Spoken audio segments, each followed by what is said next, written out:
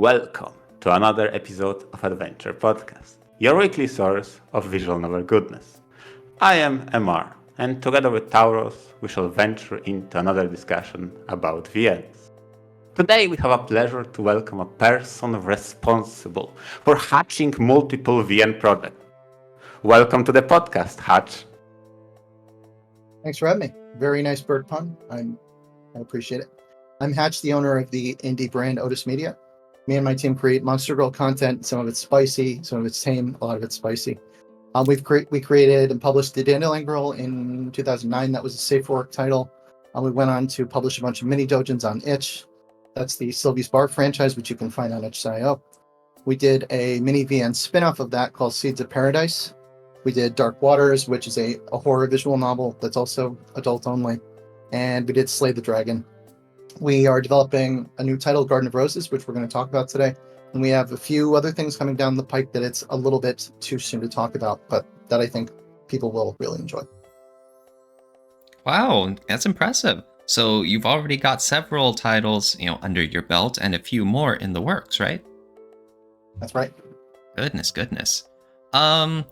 You mentioned Garden of Roses. That's one title that you have upcoming. And in fact, you have a demo available on itch.io, right?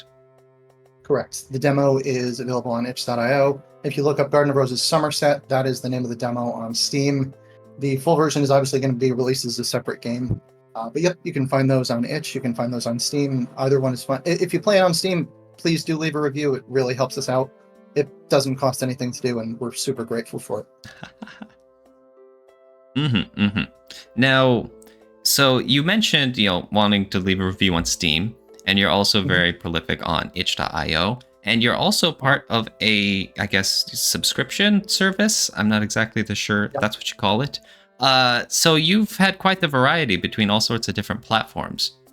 Are there certain pros and cons to either of them? So there's definitely pros and cons to each one. Itch.io is kind of a catch-all. You can put anything on there, essentially, as long as it's not illegal. For Steam, they're very, very particular about what you can put on there. And obviously, dojins and light novels and stuff, those aren't something that you can sell on there. As far as Patreon goes, everyone knows what Patreon is. That's a monthly subscription service. Subscribestar.adult is one that we're on. Patreon is pretty much for anybody who comes from a country that exclusively uses PayPal. There's more of those than you might think, actually. And because we do have people from a lot of different parts of the world that support us. I looked at our metrics once, and we have a lot of Venezuelan followers, which is interesting. Oh. Yeah, what's going on over there? They've got an appreciation. Maybe that's it. I myself followed you quietly like a proper lurker that I am on Fua Novel, and I saw you pretty regularly posted some updates, and every single time I was like, yeah, it's a tweet update about Patreon. I don't really like that platform. But then was one moment in particular I saw when the Kickstarter was announced, and I felt like, no, now I need to contact this person. I need to talk with him, because how I really wanted to know your origin story. What made you start with VNs? Probably from reading. Yeah, I played them. I'm a little bit older than the average VN developer, I think. I get the impression that a lot of people at it right now are in their early 20s. I'm 34. So I started playing VNs when there really weren't a lot of choices. It was pretty much you played whatever was translated. And this was before Steam even allowed people to publish their games on Steam. So I grew up in the classic Steam era. And so a lot of the visual novels that influenced me are ones from turn of the century, Higurashi, Umineko, things like that. I've played pretty much all of the 7th expansion titles. Those were a huge influence. The Dandelion Girl came out in 2009.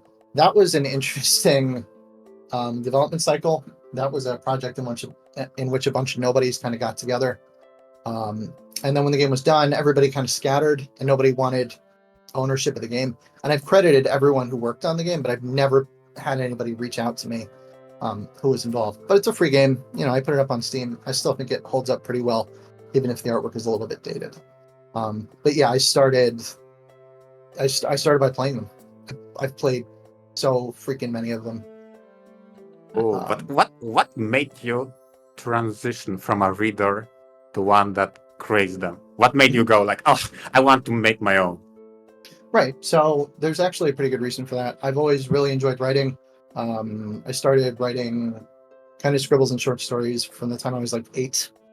And I discovered the medium, I think when I was like 17, 18. And it just kind of made sense. I really appreciated that these games blended good writing and music and visuals, and they were kind of an elevated story. And I always liked writing. I always had a passion for storytelling. So I thought, this is great. This is the next step. And so that's kind of how I stepped into it. I've noticed a lot of people that I see getting into this kind of work have not really played that many of them, or had that much, writing experience, which is kind of a missed opportunity, I think. But that was how I started. I started as a reader because I just loved them. No, yeah, I agree with you on those points about how good writing, in my opinion, is the most essential aspect of becoming a good visual novel. I know art is usually the biggest part, and that's what, draws most people's attention to it.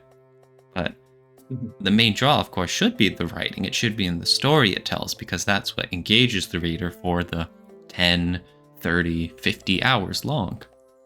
And I like how you mentioned, too, that visual novels have so many incredible aspects from other mediums. Like, you've got the visuals, you've got the music, you've got the artwork, you've got the animations. It's just a completely immersive experience because it has so much to it. And with all those aspects, you can really tell incredible stories, like you mentioned. Definitely. Yeah, I mean, when I was following you like a proper stalker, lurker, I felt like I felt like you radiated passion every time you had an update, and it feels to me like you seem fulfilled with the creative work on your titles. Some of them have aged a little bit better than others, but I think that each IP that we've published has something to offer. And we started with short form content, honestly, because making stuff is expensive, and I have to pay all the people who contribute. I'm not a solo developer. And so the approach that I took was, let's start with some small things and let's build a body of work that's cohesive, and then start to build bigger things. And I think that that's a much more stable and reliable way to grow than to go from not having published anything to launching a massive Kickstarter. I mean, the Kickstarter is years in the making. That was something that I've thought about for a really long time. And I didn't want to even attempt it until I knew a lot about Kickstarter. And I had something that I thought would be like a worthy story to tell, that people would want to, pledge to support. Yes, you're exactly right. How a lot of times we'll have indie creators who have their magnum opus dreamt up in their head and they go straight to that. But, the method you described, where you want to build up a small body of work and get that experience and lead into your bigger projects, from the outside looking in, I would say that's definitely the safer approach. And I would say that's a more successful one too. You mentioned you're the lead of your team. So you hire employees or contractors as part of your business? Yep, I contract a bunch of different people. Some of the people I'm closer to than others, but I pay everyone what they ask for, and I try to be considerate of people's schedules. But yeah, I have artists that I contract. There are some musicians that I work with. One of my musicians I started working with is actually a good friend of mine. He did the music for Seeds of Paradise, and he's phenomenal. He's a really talented guy. But yeah, I do the direction, I do the writing, and I do probably about 60% of the programming. I have a good friend of mine who's very, very tech savvy, who helps me with that last 30, percent of programming that makes me beat my head against the wall. Yeah, this is a ship that I've been charting the course of slowly. And yeah, there's a decent number of people who work for me. Continuing on your analogy of ship, is that why you turned to Patreon to test the waters, as it were? I like the puns. I keep them coming. Oh, goodness. So Patreon revenue is something that you really have to think about if you're a director and you have a lot of contractors, because games aren't free to make. And I started Patreon and Subscribestar because my hope was that people would just want to be a part of the experience. So if one person donates a few bucks, maybe that's not much, but if 1,000 people do it, well, now you've got something to work with, right? And I think that people are more generous than people give them credit for. So it really was a way to keep people involved with the development of the project, maybe make a few bucks off that. And obviously we have a lot of free posts. I have paywalled, obviously the spicier content and some of that stuff. But yeah, so that was I was curious. And we've built up a decent following on there. We have a lot of free followers who are kind of there for the free posts. And I do have some subscribers that have been there since the beginning who I'm super grateful for. They're people that I still interact with. They're just awesome. And this is just another way to move towards the goal of making better content. I have to say, when it comes to gauging interest, I feel like Patreon was a good pick. Even though my personal problems with Patreon is that it does not incentivize creating products, but at the very least I can appreciate that you can show an idea and see how it resonates and how many, patrons will it gather. That's true. It's interesting though, because there's so many Patreons now. They've really popped off in the last couple of years. So there's this real saturation. So you are right, but you have to get people to see it in the first place. You know what I mean? You can drown underneath like 8,000 Patreons. And I think the average Patreon earnings is actually pretty small. But yeah, that's a totally valid point. I think Patreon, it's a good idea. I do see in the not safe for work space that there are definitely things that are slow dripped, and not to ascribe motive, but I always wonder if maybe the product could be made faster and more consistently if that was something that they had to produce tomorrow, which is the appeal of Kickstarter. You have a limited amount of time to raise the funds, and then people are really expecting you to deliver. Whereas Patreon, it's a very laid back kind of way of looking at it, which again, it's a good idea, but yeah, I can see how that would be abused. And it is abused, unfortunately. Yeah, exactly. When you announce the Kickstarter, that signaled to me, holy hell, he has a vision. He sees his work as a product, as a project to complete and finalize. That immediately struck me. I'm like, okay, fine, I need to talk with Kaj, because that's exactly what I want to see with people who had great ideas, tested the waters, and now transition into amazing products. I think that's a good model. I think it's an honest model. And I've told people this. Currently, we have a pre-launch page. I have not launched the Patreon yet. I don't want to launch it prematurely. I'm going to launch it when we are within striking distance of the goal, and I don't want to launch it too soon. I see that happen all the time, and then somebody has to go, and they're like, "Oh, I got to rewrite this. This is going to take time," and then people are pissed off because you've added, several more weeks that you have to put into production. And we've all seen it. We've all seen Kickstarters that promise big, and then you read the comments, and it's like, all right, I still haven't got the product yet. Where is it? Been years, and they're slipping behind schedule, and I mean, it's sad, God. But yeah, honestly, most people expect that of Kickstarters nowadays.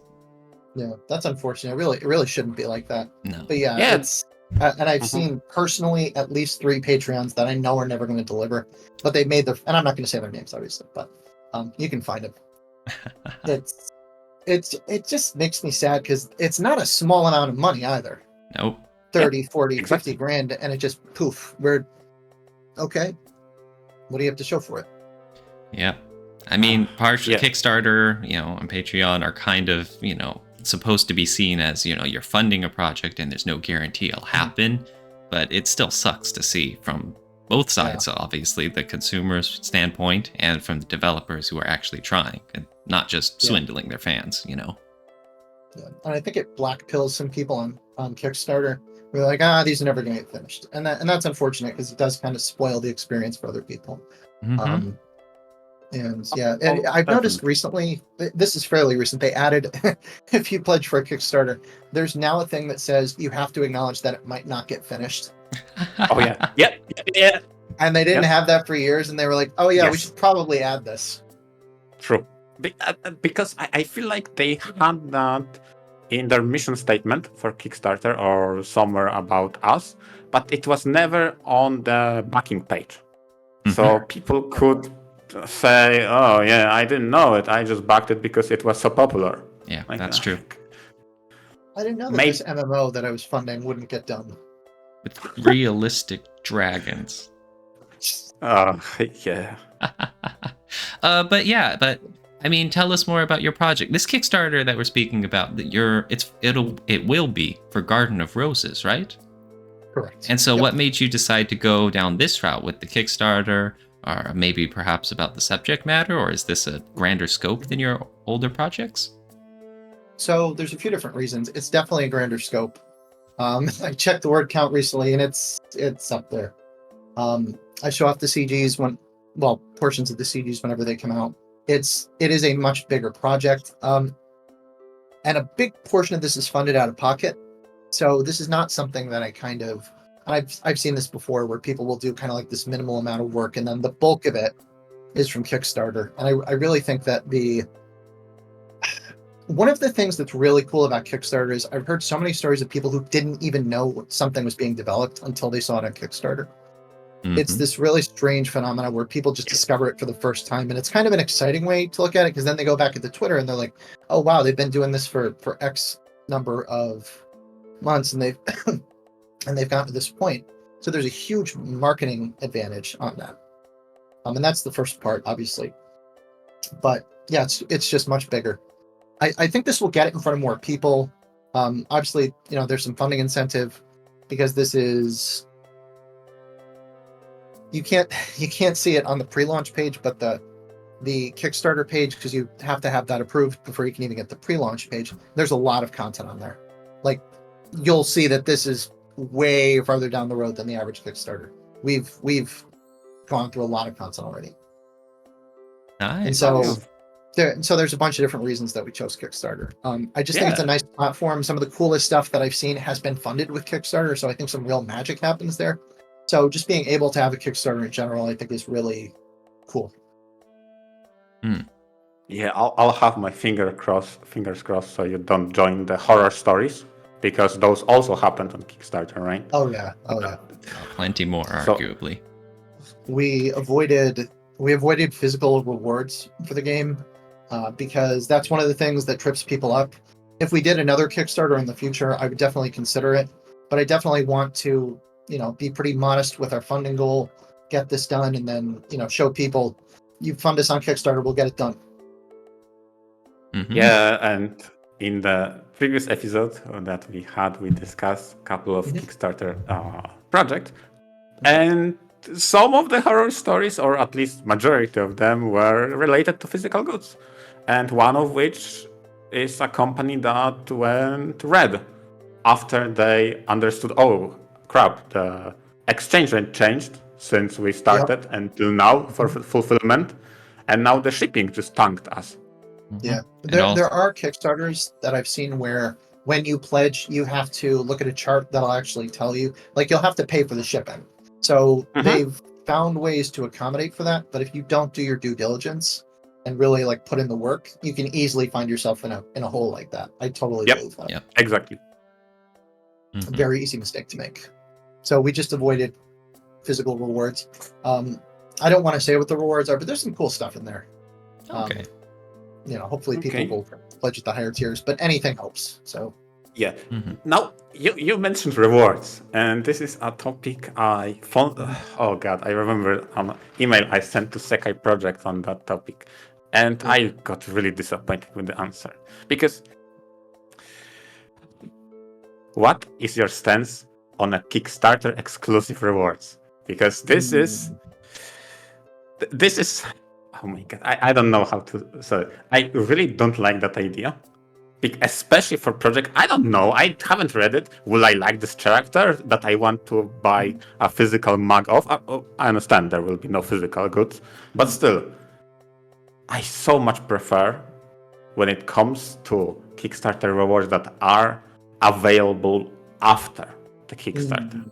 Because, yeah, I like this character. I want 3 t-shirts with her or something like that. Before backing, I have no idea. I have to kind of gamble if I kind of like this. So the incentive of Kickstarter exclusives is to get people to support the Kickstarter. Yes. I think, how do I put it? A tactic you could do is offer them as a reward and don't explicitly say that they're exclusive. You know, then maybe you have people who are like, oh, I don't know if this is going to be available after. Maybe I should just pull the trigger on this now. And then later on down the road, you know, end up offering that at some point. Yeah, I mean, I wouldn't mind if there would be I totally get an exclusive. By that you mean you can only get them in the Kickstarter. They will not be available anywhere else, correct? No, by timed exclusive, I mean, yeah, maybe in 2 years' time we'll launch resale. If you want your early bird, then you can get some better rewards. Yeah. No, I get it. Because the whole point of the exclusive is the incentive, right? To kind of take the dive. That's true. That's true. So I understand from the company business standpoint. Yeah, you want to lure in for the higher pledges. I get that. I completely understand. Yeah, I know that. What was the game that came out recently? Fires of Rubicon, the new Armored Core. I know there were some physical exclusives that were offered, and people are having issues getting them shipped. So there's a whole bunch of logistics related to that. That I think I don't actually know anybody who's personally had that headache. I should probably speak to some people who have, because I'm sure. Well, anyway, back to the original point. I think that it's fine to offer the exclusives. Potentially offer them later on. I wouldn't make the promise one way or the other because you really don't know. You don't know how the campaign's going to go. If it does gangbusters and you make a ton, you know, it's very possible that you could, you know, a short while after offer those rewards as separate items. Kind of depends. I don't want to backpedal to my own point, but I'm trying to make a reasonable suggestion, maybe. So, for example, one Kickstarter I fondly remember was Libra of the Vampire Princess. It was very old Kickstarter, but they offered physical rewards after the campaign from their own store. So that kind of dampened the mood of the exclusivity, I understand. But then again, I like the character. I could get a physical t-shirt of her, right? But what if the idea of a t-shirt with that character existed, but post-Kickstarter one from the shop would be different from the exclusive one in Kickstarter? Is that a middle ground that would be acceptable? I don't think that's a bad idea at all. I think it's a very good idea. You can still get it. It's just not as special. A different version. Yeah, exactly. Maybe signed off by creators is the exclusivity bonus. It's a good idea. I don't think it's a bad idea. I think that's one approach that's kind of a nice middle ground. Obviously, I'm trying to, especially speaking to you, see this from the standpoint of company. Obviously, you kind of want, please pledge more and get some cool stuff in return. Yeah, sure. But on the other hand, I'd rather first play the game and then support my favorite character with whatever merchandise I can get my hands on. I'm always really mixed about the physical merchandise because I don't know if people will like the characters. That's something that's like a creator's nightmare where you create these like body pillows and they're like, oh, we didn't really care about her anyway. And so it's like, it's I mean, who knows? You can't tell. You can't tell if a Kickstarter is going to perform well. There's people who say they can tell. It's a crapshoot. A lot of the time, I think you really don't know until it launches. Well, MR is trying to get his shilling into the creator of the Kickstarter. I respect the hustle. You gotta respect the hustle. Yeah, exactly. Yeah, okay. I backed a lot of Kickstarter, okay? Yes. That's good to hear. You're supporting the industry. Yeah.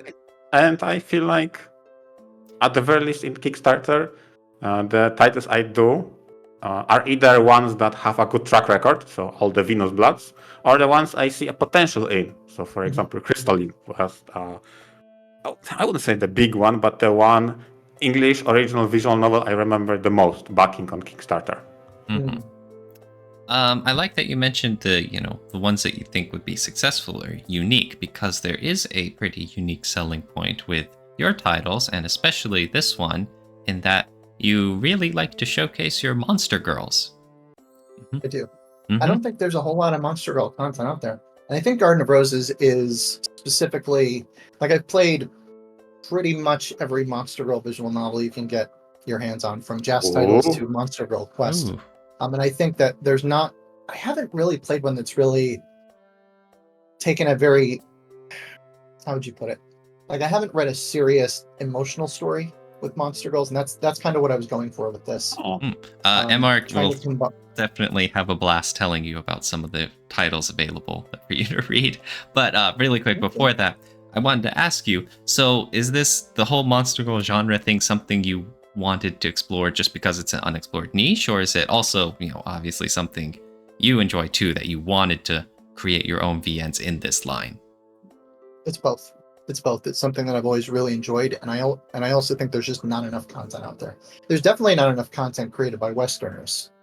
A lot of it's translated content, and I am starting to see some more Westerners start to wade into the Monster Girl content pool. It's kind of a mixed bag of quality right now.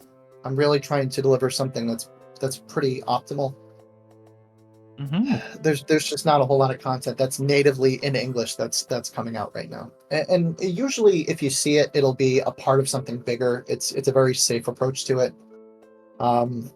It's definitely a gamble going all in on it, but I mean, that's it. Making anything is a gamble. Yeah. Speaking of which, I played your demo for Garden of Roses. It seems from the beat of it so far that there's just one main heroine. Is there going to be different romanceable options, or are you set on, this is the only romanceable path? So there's one romanceable path, but there's a lot of mini character endings. Once you complete the main storyline, there's a few different options where you can explore some different backstories. As far as romance is concerned, Rosa is the heroine of Garden of Roses, but there's a lot of characters who, how would I put it?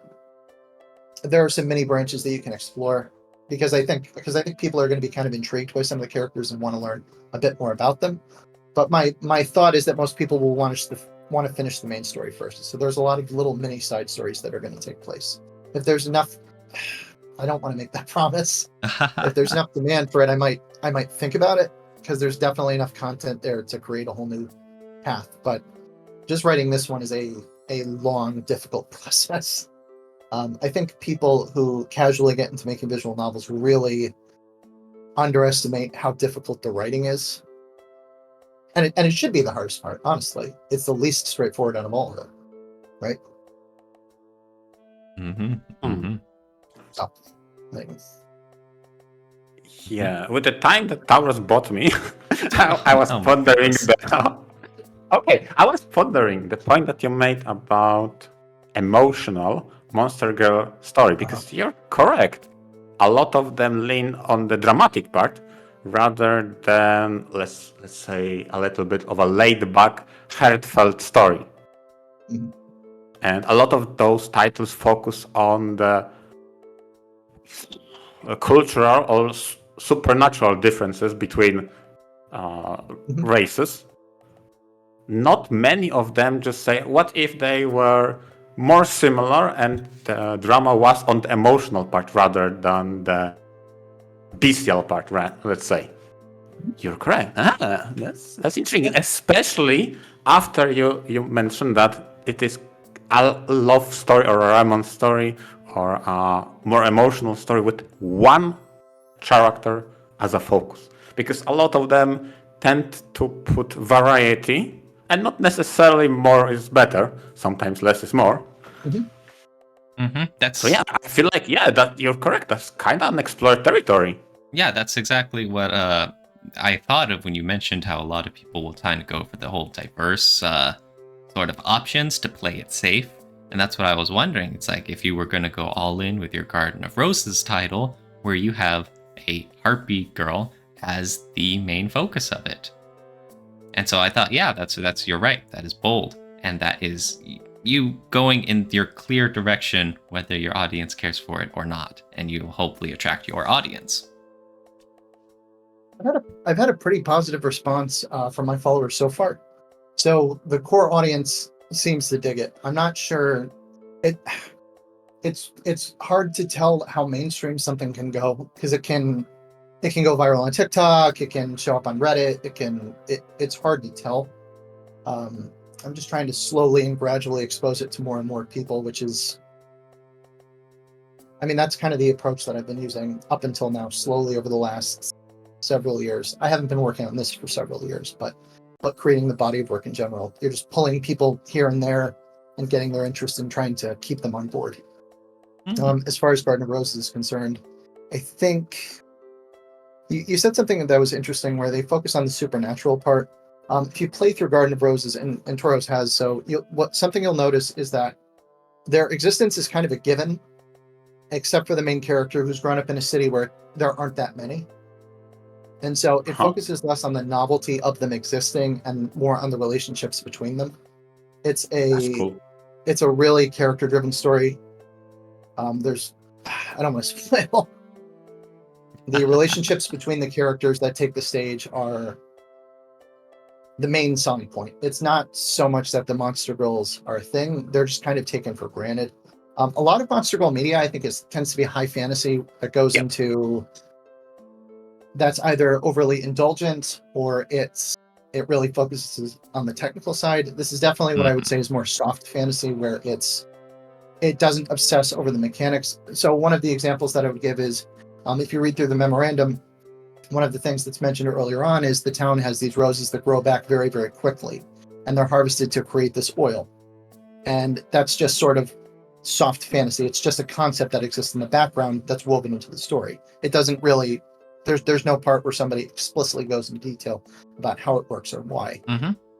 So you have all these things going on in the background, as opposed to them being the center of the story. There's a really good manga that I like called Creature Girls of Field Gun in Another World, where it's a little more hard fantasy, but it doesn't just treat Monster Girls like something indulgent, although there's a lot of... It's not for kids, for sure. But it kind of takes an interesting approach that I think things like Monster Girl Encyclopedia or Interviews with Monster Girls don't. Actually, I think Interviews with Monster Girls is another pretty good example, because it treats Monster Girls as kind of a given. They're just something that exists. It's not really so much the discovery, which is more of a Mon Musume story. I see. Because, yeah, and if in the demo you can see that it mostly takes place in modern day, with just a whole bunch of characters just walking around adapting to life just fine. And most of the story focuses on character relationships too, and just of the main character's plight, I suppose. And I have always been more partial to the softer kind of sci-fi and fantasy, just personally, because I'm not the sort of person who really digs all the big info dumps and all the intricate details and whatnot. It's fine for me to just accept that there are some roses that grow back very quickly. It's like, okay, I got it. So in a case like this, when it gets to focus more on, I guess, like you said, the relationships and the story and hopefully the character growth, that's the kind of stuff I'm interested in. That's one of the reasons that I like, I played every Japanese visual novel that I could get my hands on back in the day, and a lot of the ones that I really liked the most were the ones that were character heavy. Even a game like Edelweiss, which has a lot of fan service and a lot of the erotic content, it's still... The character relationships are still really interesting to me. And I think that in a good story, that should be the focus. One of the things that I also wanted to do with Garden of Roses that I think is a little underappreciated is I didn't want a main character that was kind of a blank slate. I really wanted him to be a character with stakes and something to do. Will, who is the main character of Garden of Roses, is probably one of the most filled-in protagonists that I've done. Although there was the Dandelion Girl, which was definitely a close second. but that was based on a story adaptation, so I can't really take credit for that. Do you have Okay. any last thoughts, Yeah, Amar? I have a question. Oh my god, there's so many. Sure. Let's focus first on the protagonist. Mhm. Sure. What made you decide to not leave it as a blank slate, especially with the more emotional approach? Do you feel like it sells the emotional story more if there are two already established characters instead of one of which would be the fill-in for the reader? I think so, and I think it just increases the general overall appeal. If you like story-based games, I think you'll enjoy this one. If you're somebody who's more into the blank slate and aren't really interested in that, this might not be your cup of tea. And there are games that are like that, and that's fine. So, My other question was about the nature of soft fantasy, because you pointed out correctly that majority of the Monster Guild media tends to focus on a big supernatural element or some sort of fantasy element that is hard to explain, but it's a core principle. So, since you claim to read so many of them, if you know Princess X, the biggest difference that was established is monster girls cannot comprehend lies. And that's the entire focus. This is the core principle that makes it different. Human from monster girls. They cannot comprehend lies. that's such a cool concept. It is. It is. Just Like, stuff like that. I'm just like, that's so smart. That's so that's a killer idea. Because Yeah, of because all the little ways it affects the story. exactly. And then you start to think, wait a moment. We say that monsters are defined by monstrous features. But what about monsters that are monsters because of their actions? Because it could lead you to believe that humans are the real monsters if they use that knowledge to their advantage. I think if you read through the full version of Garden of Roses, you'll find that some of the monsters in the story are not the ones with the wings or the tails. Playing on kind of a similar thing, but yeah, Ooh, that's such a good very idea. interesting. That's such a good idea. We gotta look forward to Okay. that. Yeah. I meant to say before, you said something about choosing a main character with a personality. So two of my biggest influences, two of the titles that really come to mind are the Fate Stay Night game, and I actually like Tsukihime too. Tsukihime is obviously the one that I played first. Those have main characters with very deep backstories, and there's a bunch of options to speak on their behalf, but they're very, very developed, and their backstory is just as interesting as the heroines. So that was a really big influence early on. And I've mentioned I played Higurashi, I played Umineko. Those are games with very strong main characters, and they just sell the whole experience because it's an experience. It's not just trying to romance the main heroine. There's a bunch of moving parts involved, and the whole experience should be what you're selling, not just waifu game A, B, C. Not that there's anything wrong with that, but there's a different kind of appeal with that. And that's not what you're Yeah, making. obviously. Yeah. Okay, that is very interesting. And, obviously, I wish you the best of luck in all of your projects. I'm waiting eagerly for the Kickstarter to start. My wallet is open. Thank you. Obviously, any of your listeners can check out our content. Just be aware that, as I mentioned, a lot of our content is very spicy and not for people who are not of age. So come back when you're a little bit older if you want to check that stuff out. But I think you said that they're going to be depicted in some of the graphics for this video, I think is what you said. And probably some sort of link in the description as well. We'll figure that out when we post this. Exactly. And right. I feel this is a good place to stop.